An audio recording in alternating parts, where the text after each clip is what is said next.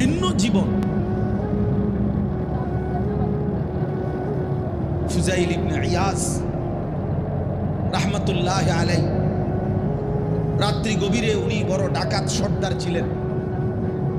তো গভীর রাতে উনি ডাকাতি করতে গেছেন। রাশিয়া সামারকান্দের বড় ডাকাত, পৃথিবীর একজন বড় বিখ্যাত ডাকাত সর্দার ছিল তিনি। তো রাত্রিবেলা যখন গভীর রাতে এক বাড়িতে ডাকাতি করতে ঢুকছে আল্লাহর কুদরতে, দরজার সামনে গিয়ে যখন দাঁড়াইছে তখন শুনতেছিল বাড়িওয়ালা ওই সময় আল্লাহর কোরআন পড়তেছে। আমার কাছে আরবি কিতাব আছে, কিতাবে লিখছে আস-সুফাদু মিআতুন, ওই কিতাব।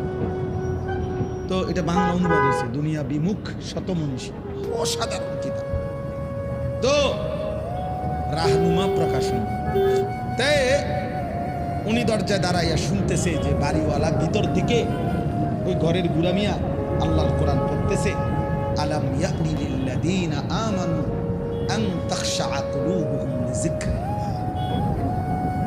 আল্লাহ বলছেন, আমার মুমিন বান্দা, আমি আল্লাহর শরণ, আমার বন্দেগী, আমার জিকির, আমার ইবাদতের জন্য তোমার মনটা নরম হওয়ার, অন্তরটা নরম হওয়ার সময় আজও কি হয়নি?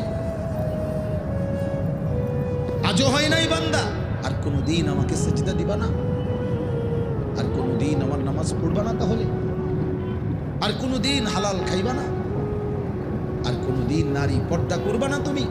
আল্লাহ যেন অনুদান করে দেবে। দিনের পর দিন যে ফজরের নামাজ পড়ে না, আল্লাহ যেন তাকে ডাক দিয়ে বলে, বান্দা তাহলে কি আর কোনদিন ফজরের সেজদা দিবা না?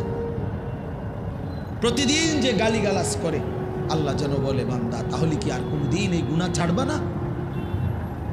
এভাবেই বলে যাইবা, এভাবেই আমি আল্লাহকে কষ্ট দিবা।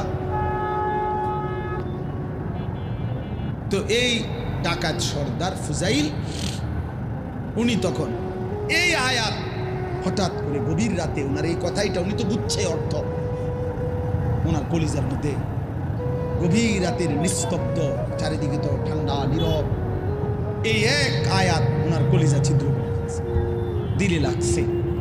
উনি পিছন দিকে ফিরে এসে চলে আসছে, বালা ইয়া রব্বি কাদ আনা, আর চিৎকার করে দুই হাত তুলে বলছে, আয় রব, আয় মাওলা, সময় হলো, হয়েছে সময়, আমি আর এই নাফরমানির জিন্দেগি করব না, দিলাম ছাইড়া। এরপরে আমি যেটা বুঝাইছি আরেকটু রয়েছে কথা। এই ডাকাত সর্দার তিনি এত দুর্দ